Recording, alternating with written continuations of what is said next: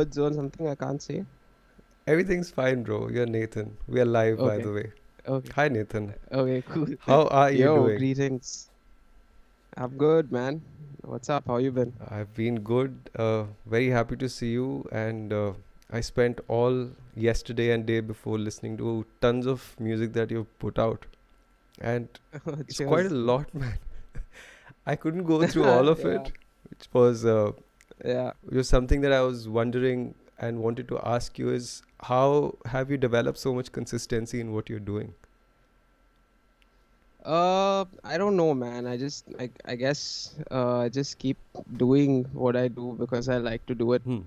and not out of like, if I'm not feeling like doing anything, if I'm not productive, I won't put anything out. So yeah, I guess it's just how I feel, and if I'm feeling good, I'll put shit out. But otherwise, I'm just chilling. I get that. So is it sometimes you're not Yeah. feeling like putting anything out, still you're writing? You're saying you don't do that at all? No, so I try to. I mean, like if I'm not feeling it, then I'll, uh, try and do something. But it like those kind of ideas just don't work out. I'll wake up the next day and like it'll sound like shit. So I guess it's better not to force anything, and like if it's there, it's there.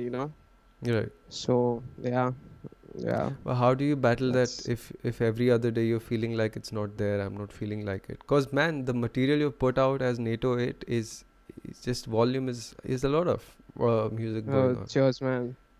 Cheers.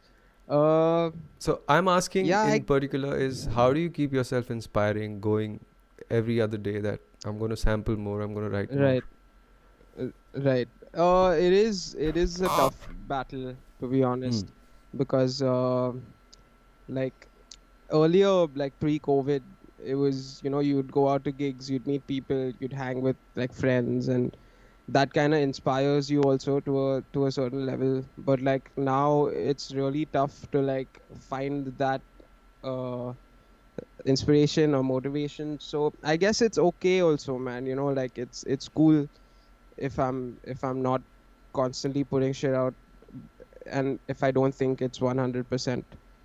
So yeah, it's cool, I But do guess. you Just find yourself saying bad things to yourself that I'm not putting content out, it's not nice. You embrace it that it's part of the process. yeah, it is absolutely embrace it one, and I also feel shit like like every other person. Like I used to do these beat videos on Instagram like when lockdown started, and then I just kind of got out of it, like even with the whole sampling scene and all, I kind of got out of it. And I was like constantly thinking, like the first few weeks when I didn't put out anything, I was like, shit, I haven't put out anything in a few Hmm. weeks. But after that, I kind of got over it, and like it's okay to like not do anything and like to not constantly put shit out. It's cool. But It's just a do battle. you find people like chasing you, or does the interaction online in terms of how many people follow you, interact with you, does it go down when you don't put content out? Yeah, I guess, like, I mean, people unfollow and stuff, but that's just how it is, and it's cool. It's fine. Like, if you don't want to be here, it's totally cool with me. Hmm. Like, so I'm not really bothered by that. So it's fine. Nice perspective, because I'm very opposite that. I kind Yeah, of live by a lot of rules that I write for myself, for that sure.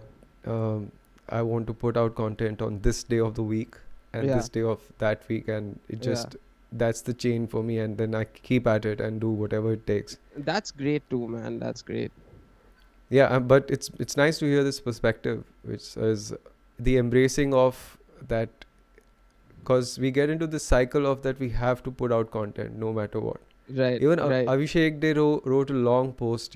He was talking about Mm. uh, how people get into the cycle of putting something or the other out every other day, and Yeah, he was saying that I put out content when I'm done writing with it, something like that he was writing about. I don't remember the post yeah, exactly, yeah. but Mm. similar point he was making. Man, Yeah, yeah. I'm very fascinated by the way you groove. You are one of my most you've really inspired me. When I moved to Bombay, I heard you play. It was just Uh, something that I really wanted to incorporate in my playing. I want to know Cheers, from dude. you. Thank you. It's just fantastic, man. I mean, I really want to Hang talk to on, you. Saurabh. I think Yeah. you're glitching. You're glitching out a little bit. Is it me? You mean the Your screen is glitching or my voice? yeah, your screen voice is like coming in and out, but it's not too bad. But it's a Hang in little there for a broken. second. Is it? Are you good? Because then it could be my internet. Yeah, I'm fine, and this stream is fine here as well. So don't worry about it. As long as you can hear me, don't worry about the Okay. glitches.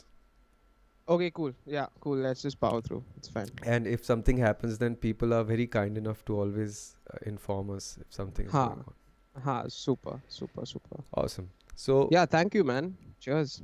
Um, so I wanted to get a little more into detail because I've never had a one-on-one chat with you like this ever before properly. Yeah. Yeah. What's your perspective about groove and pocket? Uh, it's a tough one because I've never really thought about it that much. It's I guess like whatever I used to listen to in my early days and like growing up, kind of just is like it's kind of just stuck in my head like unconsciously. So, but also I like I've yeah, like the a lot of the music that I listen to is like that constant groove and constant pocket and like stuff like that. So What are the I guess it's artists just you're listening to? right now Just to develop this in feeling general. of, or right Oh, now. Right now is a better one to know. okay, okay. So right now I've been listening to heaps of electronic music. So like not really bass specific, but talking about groove and like what I used to listen to about that would be like D'Angelo, the Meters, James Brown. I didn't really get into James Brown that much, but like whatever I heard of his was like, wow, James Jameson, um, yeah, Pino Palladino, like guys like those really uh, uh, sculptured my bass sound. So was the listening aspect enough when you just heard Pino Palladino play, or did you sit down and you figured out how is he exactly playing that pocket? Yeah, I used to I used to watch a ton of videos and like a bunch of concerts and like just to see the range that he's done, playing with D'Angelo and then playing like a super pop gig with John Mayer Hmm. and then playing like a really dark gig with Nine Inch Nails, and it was just interesting to see his whole, and of course being like a fucking jazz cat back in the day and like playing with all those other guys like Michelle and like stuff like that. But yeah, I've just watched tons of videos, listened to a lot of music. Listening, I guess, is really key. Just non-stop listening to like all of these guys in my early days, of course. um and yeah, basically that. So the aspect of figuring out, like, first of all, the sound you wanted for yourself was this whole groove oriented, and you figured out who all you need to listen to, or rather it was in your environment for some reason Yeah, already. I was kind of in the environment, but also I was not thinking about it that much because when I just picked up the bass, I was listening to Red Hot Chili Peppers and like Incubus, and like I was really really deep into Red Hot Chili Peppers. Like I would come back from school and like play Blood Sugar Sex Magic the whole album before going to tuitions, and then I would come back from tuitions and then play Blood Sugar Sex Magic again. And like this the early days were like I was really into like slapping and like all of that Flea stuff, Hmm. but then that kind of slowly moved into like the Pino vibe, just unconsciously. It just kind of happened. Wasn't thinking about it too much. So it's unreal, like the sensitivity you have towards time and how precise it is all the time. Right. uh, I mean, it's just easy to develop skill, I would say. It's easy to develop a lot of Mm. things, but what you have developed is something. Um, Again, why I'm talking about this is because it's hard to practice it.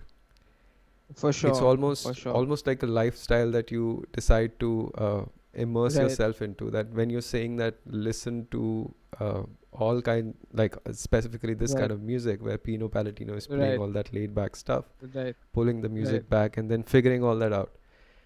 right. So that's the way to go ahead, right? For any bass players wanting to really get into that shit. Uh, Yeah, but also, listen to stuff that's not, at least for me, but like listen to stuff that's not bass player oriented. So like I still listen to a lot of hip hop producers, like Jay Dilla, Mind Design Knowledge, and all of these like underground kind of hip hop scene. And like most of those beats would be like, that super laid back,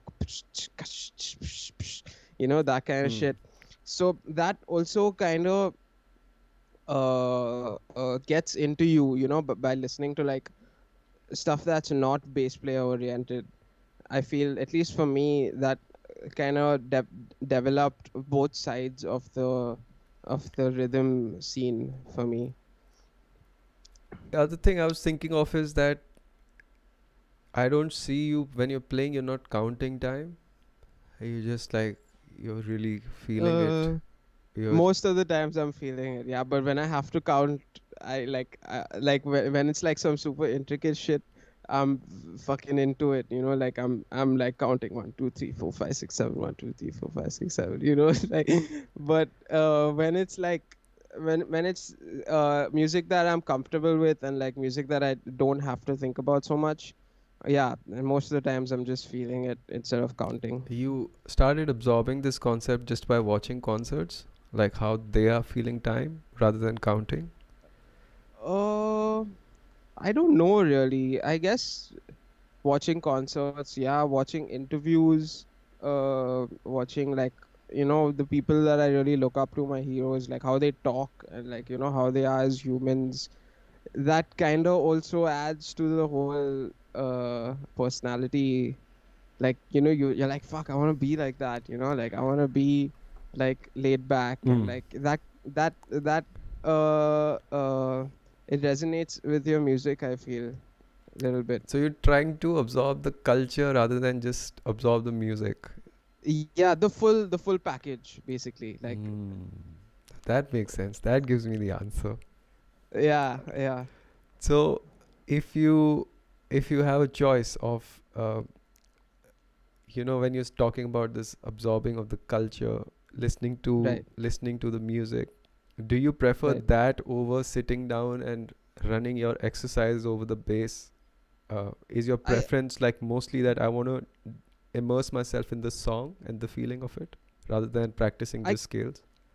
I guess it would be both, because like practicing exercises and all of that is also important, because if you're not on your instrument but you're only listening and like you're only watching, and then when you go to your instrument you're gonna, like, it's not gonna happen.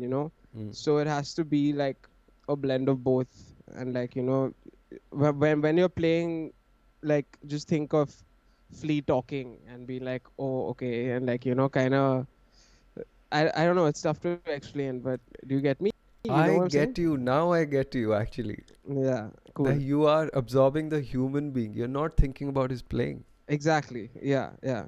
I mean, I'm hearing his playing subconsciously, but what I'm trying to do actively is see how he reacts to situations, and like see how he reacts to a drummer hitting on the two, who, like, stuff like that. Hmm. It just, yeah. You're trying to hack his brain. You're trying to see what's going on inside his brain. Yeah, that's the trip basically.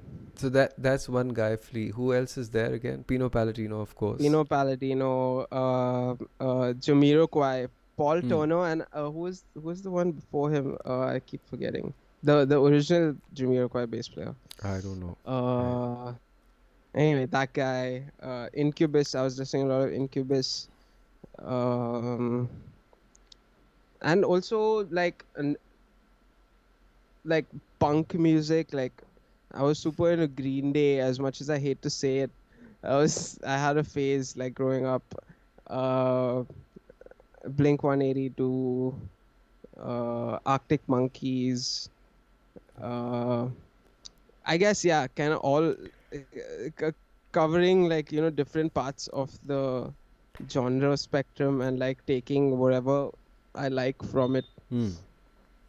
Uh, That's interesting because what I think about a genre like punk, I mean, of course, it's a yeah, whole culture, it's a great thing in yeah, itself. But if you get into playing punk music, the kind yeah, of precision with time it can give you, because if you're dude, not playing punk in absolutely, time, you're gonna suck. You're gonna sound absolutely, terrible. man, absolutely, yeah, So I think that's better absolutely, than just having metronomic time. It's better yeah, to explore styles. So yeah, you are pretty versatile. I mean, you do sessions and as a yeah, bass player, and of course doing other things also, which I'll talk about in a yeah, bit. yeah. Did you develop your versatility of being able to play all kinds of music like blues and everything else by consciously sitting and deciding, or it was again just the love for a certain artist and a certain style of music, and eventually it showed up as versatility? Yeah, I guess it's the second, like I wasn't consciously thinking about breaking down blues songs or like like breaking down any genre in that fact, but it was like, oh, I like this song from this artist, so I'm gonna learn it. And that happened to be like inspired by a blues song, like John Mayer was super influenced by a lot of blues artists, and like I liked a few songs and I was like, cool, let me work that out. So unconsciously you're working on something that was inspired by stuff you wouldn't even have heard, you know what I'm saying? Like I wouldn't have heard a BB King song when I was 14, but I would have heard like John Mayer play something inspired by BB King. Hmm. um so yeah, I guess just taking a little bit from everything, taking small little nuances from everything, kind of like developed into versatility, That's pretty cool, man. basically. So, Yeah, what kind of practices are you doing? Because I know you're not into just firing up the bass in a way that yeah, it's just all notes and notes and notes. Even your solos are yeah, very different. They're melodic. You can still yeah, dance to them. Everything's going on. So when you're yeah, doing your exercises, you're saying, is it yeah. certain scales? What are you practicing exactly? So I haven't been off late, honestly, but when I am sitting down to practice, I it's mainly breaking down songs and not that much scales and modes and stuff, but a lot of exercises to like build strength in the fingers, like dexterity exercises. I do a little bit, Hmm. uh, and yeah, but my main practice scene, like if I had to describe it, it would be breaking down tunes. So that way I'm also working on my ear training, but I'm also like working on different techniques that I would have not actively gone out to check out, you know what I'm saying? Yeah, I mean, I think it's the approach which anybody who grows in a natural music environment has. They make Right, their way backwards from the song. exactly. Yeah, Like Richard Bona, he said that I knew all the chords ever, but until I yeah, came to America, I did not know what to call them. yeah, So when I yeah, came here, they said, hey, this is a major nine. Hey, this is a minor yeah, nine. Oh, this is a voicing. yeah, But I played yeah, this all yeah, my life. So yeah, I think that is a much faster approach also, because yeah, you learn much faster then, and of course then you're in this whole joyful experience. Uh, exactly. Yeah, because I also used to spend a lot of time trying to figure out which practice do I need to do to be able to play XYZ or yeah, that yeah, genre of music. yeah, yeah. But Wait, you mean oh, XYZ? Sorry, I don't know why I went to YYZ, but Rush knows that. YYZ, you mean YYZ? Yeah, sorry. Huh. So uh, I spent a lot of time doing all kinds of exercises until I came across this system that I'm gonna learn only the things I love. Yeah, First, it made me damn happy, man. I mean, yeah, I yeah. can sit with that same song over and over again because I love it so much. I've been doing Exactly. this one song, I Smile, by Kirk Franklin, trying to Oh, figure out how cool. gospel bass lines work. Right. from the Right. last 1 month every morning, and I love it. It's just, Yeah. but when I think of if I start approaching it in a way that I need to do these exercises to be better at gospel music, Yeah. it Yeah. just, there's something depressing about it, at least Yeah, in my man. opinion. I feel you. I feel you. Even me, like when I go to practice, like my theory is not the best, you know, like I don't know that much of my theory.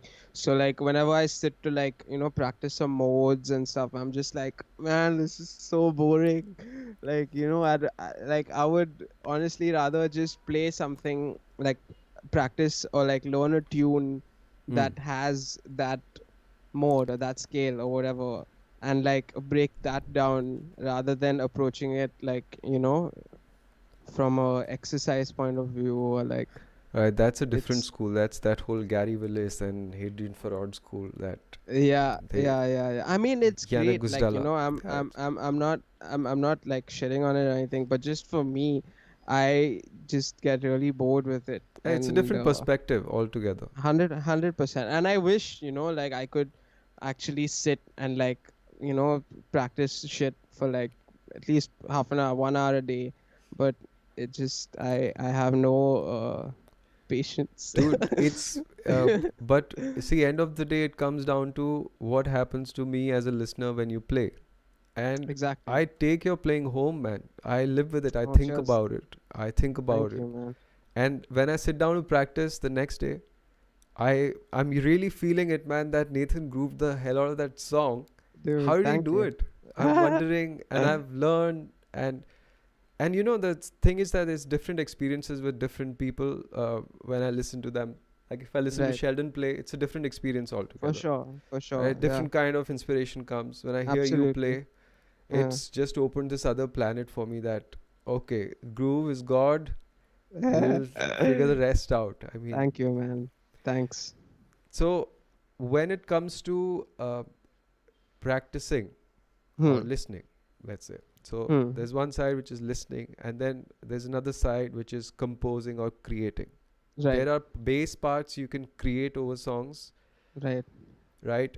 And or you can compose your own music. Right. Which one do you value more? Do you think that if you compose more, if you write more, if you record yourself more, if you make Uh-huh. your own music, does that make you grow faster as a musician?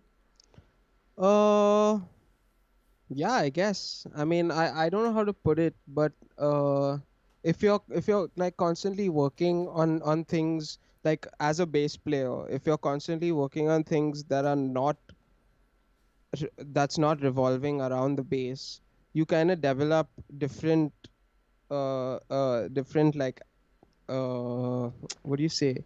I'm trying to find a word. Approach towards the bass. Approach that one, yeah, you can definitely think about the bass differently, but like you're also developing different skills, like let's say you're programming a beat and Mm. you're not thinking like a bass player, but you know that beat, when you make it as a bass player, you might not have thought of that, but like, you know, that's also going to make you play different because you've made that beat. I don't know if it Right. makes a lot of sense, but like it It just does. It does. It does. it basically this is how I kind of dealt with this scene. I just kind of developed different skills around, like sorry, not around, but like apart from the bass, and then put my bass into it and see, oh, okay, I would totally not look at it like this if I'd gone with the bass first. Mm. Um, so that, I'm sorry, I don't know if that answers No, your I question. think what you mean to say is that when you're writing your own stuff, Yeah, even the breakdown process of it is much more microscopic because it's yours. 100%. Yeah, And I think also you're saying that the way you would hear something after you have gotten into writing stuff is exactly, completely exactly. different if you're just relying on the one and only instrument that you play. 100%. So if you Exactly. start Thank you. programming drums, Yeah, I mean, I understand what you're saying yeah, because it's yeah, happened to me also that yeah, when you start putting drum tracks down, you start thinking of chord changes which are coming from yeah. inside towards the outside. Yeah. rather than the Yeah. outside Yeah. to the inside. Exactly. It's a Exactly. different kind of 100%. neuroplasticity you're developing.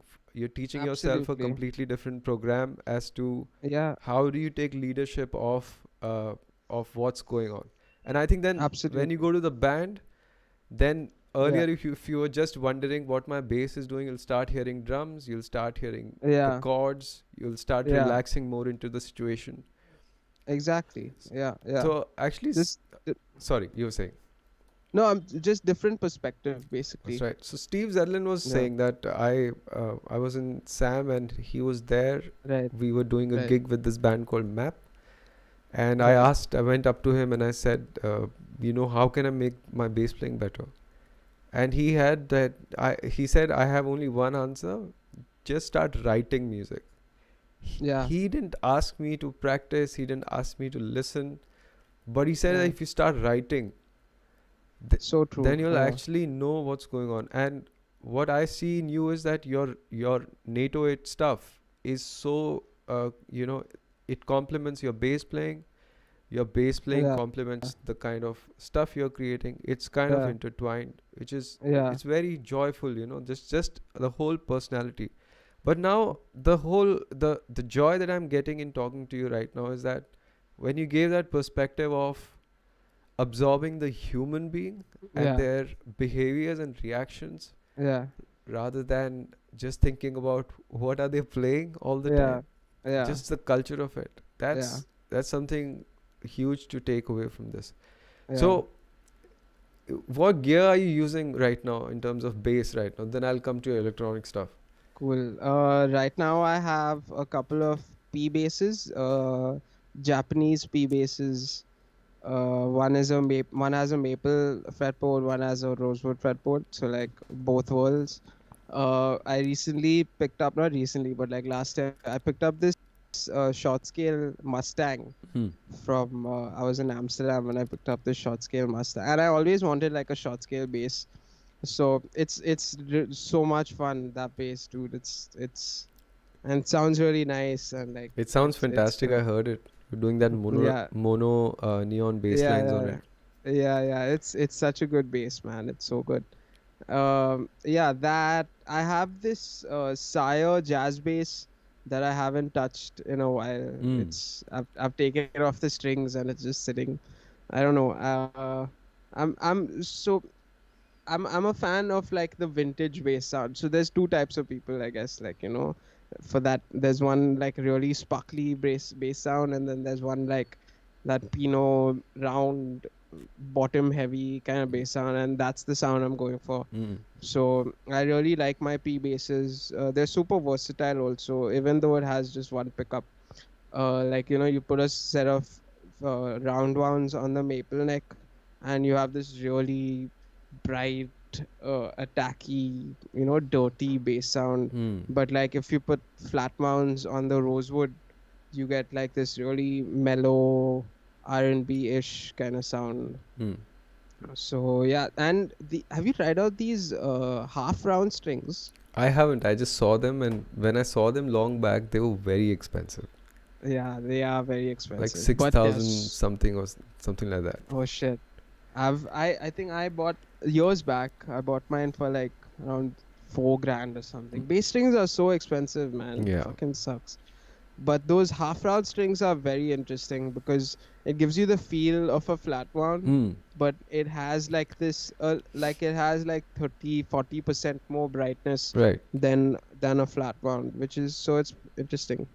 I have to try those out. I have never tried them out, They're and very cool, man. I think yeah. on your P bass that would sound really nice I'll try that out. on your The thing was on that your PJ. I was playing six string for so long that whenever I'll Yeah, have to buy a set of strings, it would be just yeah.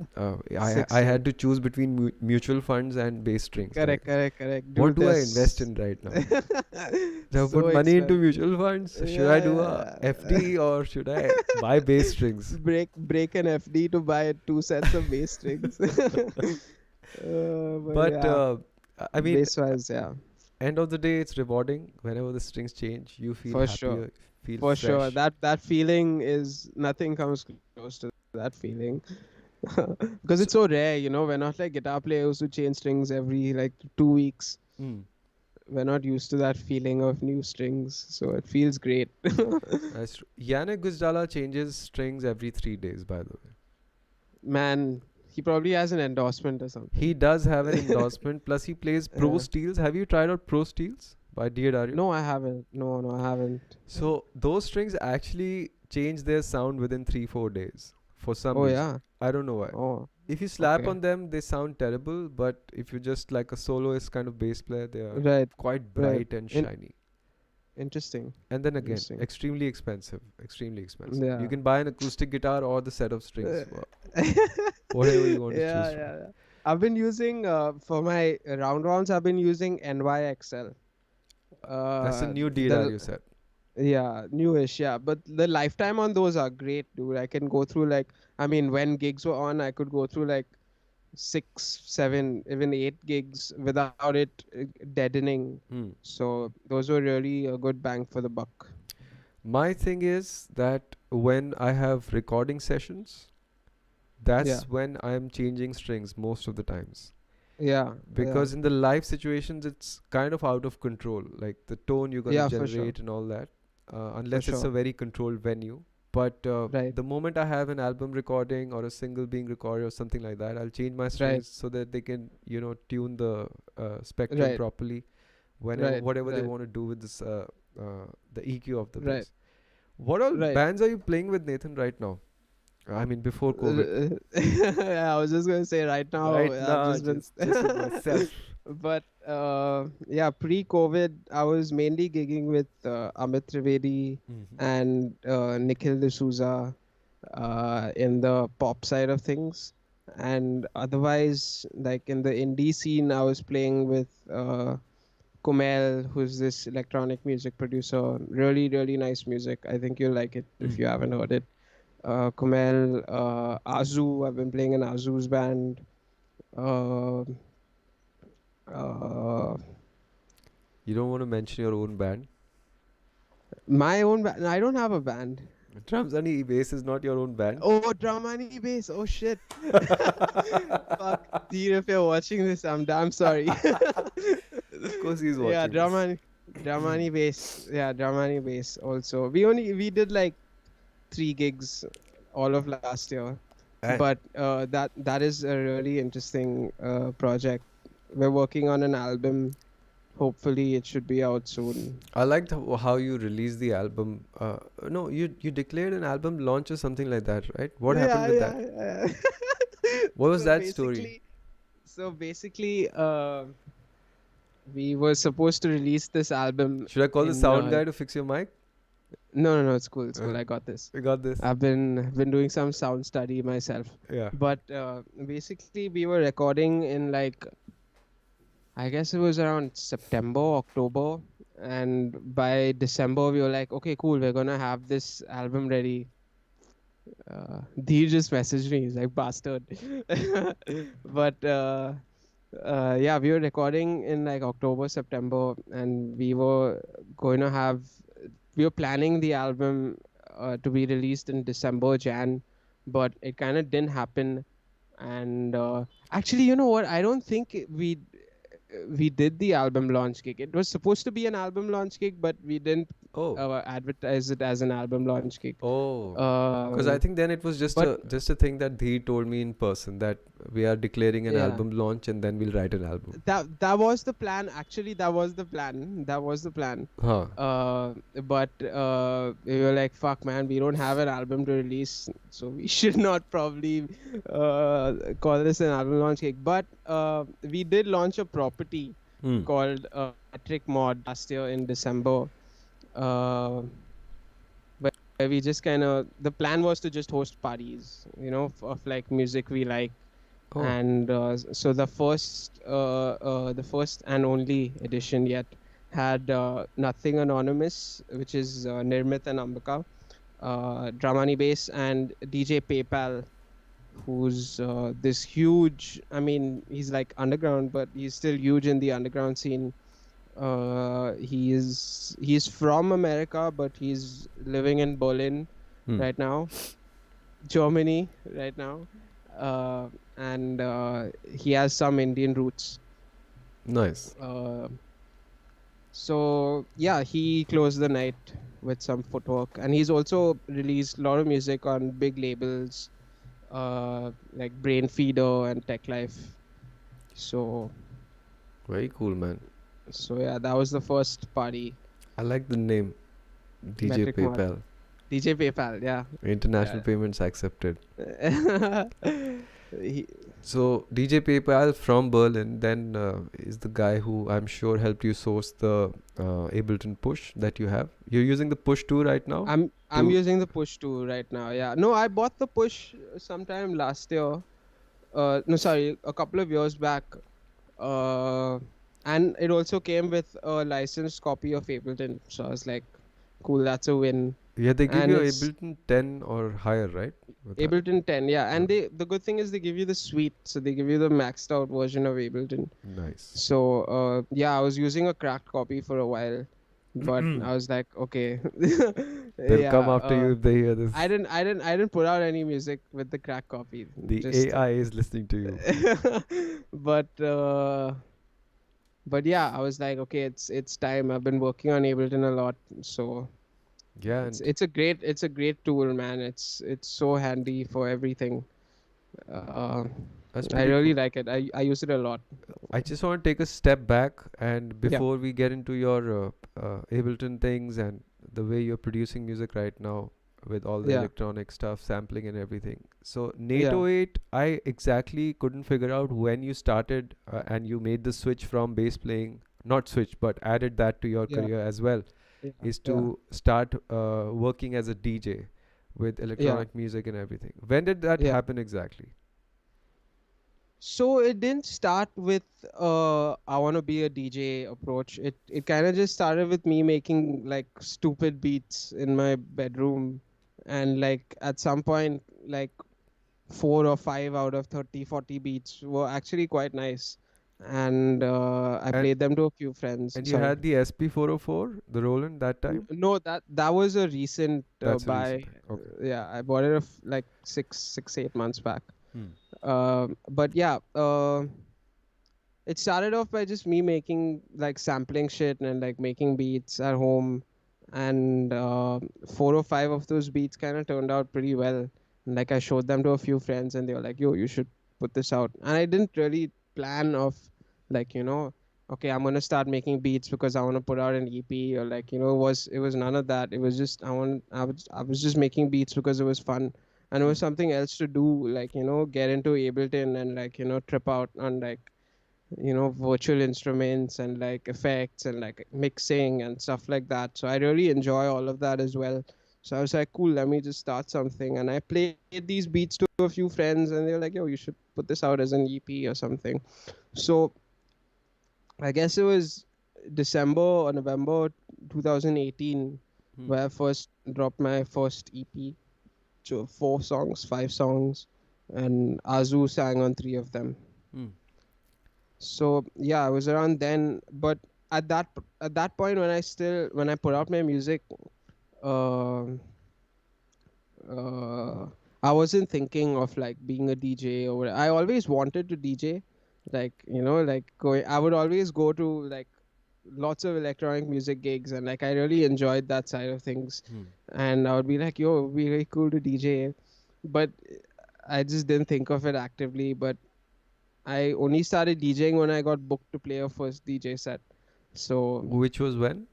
And where was it? uh, it was at Little Door sometime early 2019, and Ben from Crunk booked me for that gig. So Ben, Kumail, and me were playing that night. Hmm.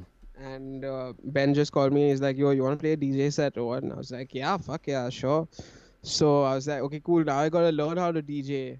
So I just like put a bunch of tracks that I like and like was listening to at that point into Tractor. I was using Tractor, and I didn't even have like a controller or anything. I was using my laptop as a controller. So like 1 and 2 were like to play, and like 7 and 8 were like to play the other deck, and like it was really bad. Like it was so bad.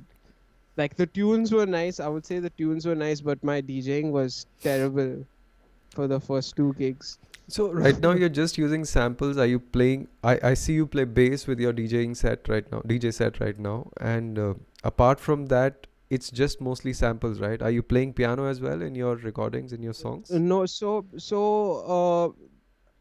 I would kind of separate the two as like when I'm playing my own music live, then I'm playing the bass and like then I'm triggering different sections of the song on my push and stuff like that. But like when I'm playing just a DJ set, I'm not playing any of my tunes. I'm playing like tunes that like party tunes or like tunes that are more apt for the gig or like who I'm opening for or like who Hmm. else is on the bill that night.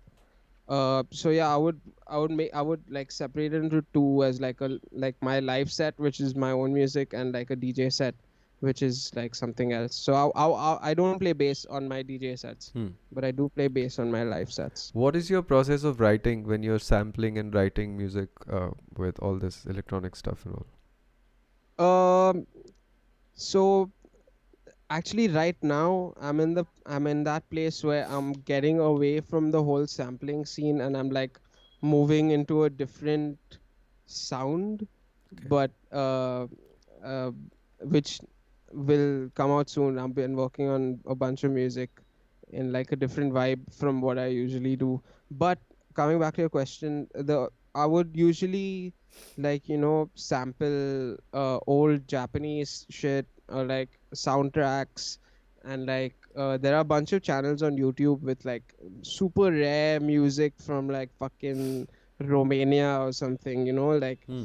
And it would be really interesting because there are like some nice string harmonies going on and like some nice things to sample basically. And I would just like wake up every day, go to YouTube, search for samples, and then like chop them up. So like I'm triggering like different parts of the song Hmm. and like kind of stitching them up to form like an 8-bar loop or whatever. Hmm.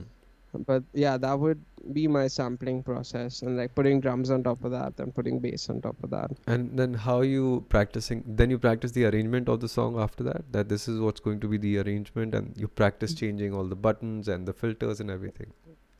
Yeah, uh so my beat making process is kind of different from when I'm sitting to arrange it. So sometimes I kind of just like to get the idea down, and like most of my beats, I would say like 50-60% of my beats are just like 8-bar loops right now that are unfinished. Hmm. But if I'm really feeling the idea and I wake up and I listen to that the next morning, I'll just arrange it like a super rough arrangement. And then breaking it down for a live set, I would break it down into sections. So have like drums A section, synths A section, like etc., and then put them on my push on Ableton session view. So I could trigger like, okay, A section now, and then like that just keeps looping, and like, okay, B section now, that just keeps looping. Hmm. So it's the arrangement live is kind of on the fly. Okay. It's not really practiced.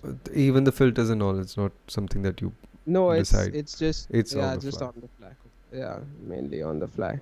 That's interesting, man. I mean, this is something I. You know what happens with DJs, right? Like DJ is that guy with the. Yeah, yeah. I used to make fun of all my DJ friends, like, oh man, you just press play and like. Um. But when I Yeah, you say then I'll just no, but put some masala on it. no, say na. What were you saying? Nothing. You DJ friends, you were saying. Yeah, so I would shit on a lot of my DJ friends and be like, yo, what are you guys doing? You're just pressing play and like fucking putting your hands up and like acting like you're turning knobs and shit. But like when I actually got into it, I was like, yo, there's so much more into DJing than just playing songs, like uh something that you can't teach someone is reading the vibe of the room. Right. So if someone is not feeling the song, but like, and like if it's a chilled out vibe in the room, but you're playing like super energetic shit, and like it just kind of doesn't go and doesn't match. Right. So you kind of need to know how to read the vibe and like learn to play to the room, and if like 10 15 people in a room of say 50 people walk out during one song, you know what's wrong and you know what you're doing wrong. You would not play something like that again. Yeah. So yeah, there's lots more to DJing than just playing songs, I feel. Yeah, man. I mean, my first proper exposure to a DJ, like a real DJ, was in Kathmandu Mm. and this jazz festival called Jazz Mandu. I Oh, sick. I forgot the name of the band exactly, the Root Men or the Root something it was called. Uh-huh. Band from Bangkok, and there's this part in the song where the DJ takes a solo, and Ooh. man, I was I was blown because this like hip What was he groove. doing? So he was scratching the discs, Hmm. and but the way he was doing it was like some Yeah. some deep intense mridangam solo is happening, you know. Yeah, yeah, His yeah. It's chops were wild. Yeah. wild, like the way he was Yeah. moving, and he was a quiet guy. And Yeah. I would see the band that the band is really good, kicking ass, everything is great about Yeah. them. Why Yeah. do they have a DJ? Let me check. It's back. We are fine. Reconnection Okay. successful. Okay, streaming Okay. is on. Cool. There's a glitch, and You good? we are good now. Hmm.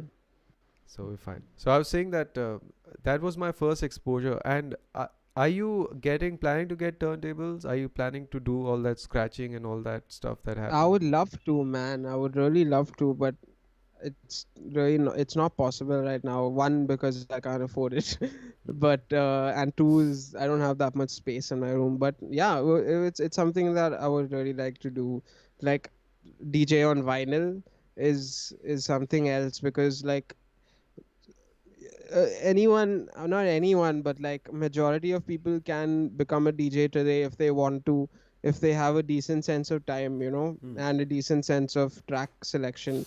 Because like on CDJs you can like see the screen, you can move the beat grid, and like you can set markers, and like you can do all of that, prepare your set before playing. But like when you're playing on vinyl, it's a whole different trip, man. Like you're actually beat matching, and like you're actually playing songs like that are off vinyl, which is fucking mad. That's something I really want to do. So the other day I went to Venki's house. Venki Huh. is a neighbor, and Yeah. I think couple of weeks ago, Sunday morning. Sunday is my chutti day, so Nice. I don't know. We were talking early in the morning about something, and he called me over for coffee. And so Hmm. he's got the I think Rega or something like that. It's a vinyl player. I forgot the name Right. exactly. Right. So Right. it's top of the line. Like it's the best Right. you can get, and Right. the speakers Right. and everything. And he said that, man, before you leave, listen to this record. And he Mm. played me some vinyl of, I forgot, some jazz singer. And I Right. have not heard horns like that ever Dude. in my life. The way it pops out of a vinyl, because I Dude, think it's the compression and everything, the way it works is completely different from what we hear nowadays. yep. Yep. And the Yep. quality that I heard that day, I was blown, like goosebumps on my back, my arms, hands, everywhere. And I was like, what Absolutely. the hell A- is going on? Absolutely. I think, Like it's so dynamic, right? Sound from vinyl, like you can hear the super small details, and you can hear like the loud details, and nothing, everything feels so warm and nice, and it's mad. it's just that, in terms of listening, I consume little. I consume only Yeah. what I want to Yeah. learn, and or I have to learn for a set. Right. Because if I like, there's a vinyl player at home, but it's sitting, Right. and it was a gift from somebody actually. And Right. to Vasundhara got it from Manu Hmm. and Hmm. Revolver Club actually. And Hmm. it's just been there. I'm not really able to, make time to Yeah. listen to music like how I would if I was younger or whatever. Yeah. Yeah. Yeah. So Absolutely. that becomes kind of tricky as to where do you make that window exactly to. Yeah. Plus, I have a dog, so there's a lot of dog Yeah. work also going on, and then the housework and Right. everything. Very Right. cool, man. Right. So what's happening ahead? You have any specific plans? Are you planning something else to keep your life running during the pandemic? No, man. Unfortunately, not. But hopefully, like a few. Like I've been doing a few like commercial projects, like very like one or two commercial projects, like but they're super basic. So like nothing. I guess I'm not really breaking my head as to what I'm going to do because I'm blessed to be in a house and I'm blessed to have like folks at home cooking food for me and like stuff like that. So I'm not uh, really hit hard like as so many other people. So I'm just grateful to be in that place and like uh, yeah. But I've been working on a lot of music of my own. Dramani based music we've been working on should be out soon. A bunch of NATO 8 stuff. Like almost every day, I'm like making something. Even if it doesn't make it, like I just make stuff. Like I would say, like out of 100 beats, like maybe only 4 or 5 or 6 make it. Yeah, I mean, but also, uh, the practice of creating is also a practice. I mean, if you know Absolutely. stuff, that's Yeah. fine. Yeah. But when you're creating stuff, that's also a practice in itself. For sure, So, man. For so sure. what you're saying is just repeating, writing 100. I mean, you can Exactly. do the same with bass lines. You can do the Yeah. same with. Yeah. Yeah. Yeah. Yeah. It's You're just yeah. repetition. You're familiar with like a few things like that just come quickly, ideas come quickly because you've done 99 of those same things before. Right. So Repetition yeah, is important. for sure, very very important. You and Dheer Modi were practicing as a rhythm section a lot. Was there a phase like that you would just spend time playing bass and drums Yeah, together? we would hang out almost every day and like play music, like listen to tons of music But together. together. Wow. uh, uh, and like yeah, we would just jam. Like he had a drum kit in his house, and he had this amp in his house, and we would just like play all day. Like some days we would just not play, some days we would just chill. But like Hmm. yeah, we would play a lot, and we've recorded a bunch of stuff, but like none of that has even. I don't know if I even have any of those projects, but yeah, we've recorded bunch of stuff like long back, like maybe like three for like the last 3 years we've been playing, and he recently moved to Pune, so Hmm. we haven't been. I haven't played with him since Feb, which is like the longest time. I haven't played music with anyone since Feb, Yeah. and Since the it's lockdown. a weird feeling, man, because I miss it, dude. I miss like being in a room. Like it's different, dude. It's different, The but most what I miss is traveling actually. yeah, man, It's, same. it's funny to say it, but I miss airports. I miss Yeah, that early morning, yeah, waking yeah, up, yeah, picking up yeah. your bass, going I to the feel you, man. airport. It's Yeah. something I miss like a lot. I And miss traveling. the thing with me is when I was in that traveling a lot phase, we would hate it. We like, fuck, we have a morning flight. Like, oh fuck, like shit, I have a flight tomorrow. But like now you're like, dude, I would give anything to just play gigs again. But To yeah, wake up to that thing again and again. yeah, But man, I think you and he playing every day is something that's a huge contributor to your bass playing, and for sure, for sure. Like something he I was someone that would understand. Like both of us would understand where both of us were going without talking.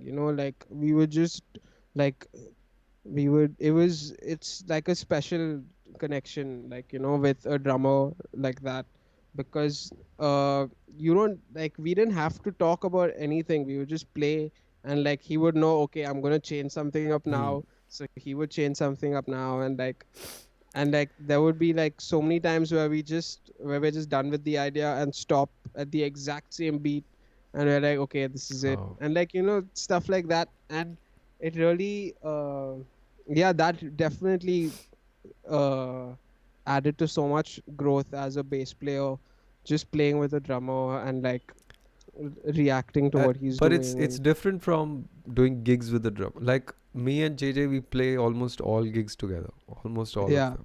But Yeah. of Yeah. course, JJ being JJ, he's Elon Musk. He's running Yeah. the Yeah. boring company Tesla and Yeah. Yeah. whatnot. Yeah. So there's no time Absolutely. he has Absolutely. to play and let's get together. Even I'm busy with a bunch of things, so I can't. Yeah.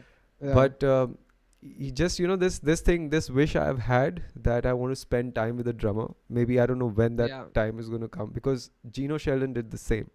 They just Yeah. got Yeah. together, they listened to music and they played. That's all they did. And they fixed Yeah. they I think they would meet at 10 in the morning and they'll play till 6, something like that. Yeah. It was Yeah. always the case. They feel like they don't feel Yeah. like that didn't matter. They'll pick up songs, they'll Yeah. learn it then and there, and then they'll start playing them. Yeah. That was Yeah. that still is something I want to add to my life whenever it happens. For sure. For sure. With Pranoy Praveen, I used to feel like we did manage a few windows. Do you know Pranoy Praveen? No. No. I Oh, don't. I very don't know good drummer. Pranay. I think he took a long break in the middle. He's doing something else From right now. Delhi. Delhi, pa? No, he's from Kerala. Then he moved to Okay. Delhi. Like brilliant drummer, brilliant drummer. Okay. Hmm. Uh, he was in Sam, and then I think he took a break for whatever reasons. Right. But he's one, and right now there's one drummer I really want to play with, but he's in Delhi. His name is Dan Hmm. Thomas. Have you? Oh yeah. I've heard a lot about him. I've seen some clips. He's sick. He is sick, and you Yeah. Yeah. should He's very you should sick. actually get in touch with him with some of your tracks or something, For sure. because For he's sure. playing that pocket. He's playing that kind of music. Yeah. Yeah. He's sick. Yeah. He is sick, man. I was watching one of their gigs one day. Pakshi, the band was called. Yeah. Yeah. Yeah. Yeah. And then the guy who's playing the groove, he's playing all the parts and all. Then he took a solo, and I was sold, man. I mean, I was Yeah. like. Yeah. And Yeah. then a year later, we had a gig, me and Vasundhara, and there Mm. was no question that I have to call that guy. Yeah. Yeah. So somebody I haven't felt this crave to play with something. I see him Yeah. online, and I'm like, yeah. When will I go there? When will I just say Correct. that let's play, let's do something, let's make some Correct. music. Correct. Correct.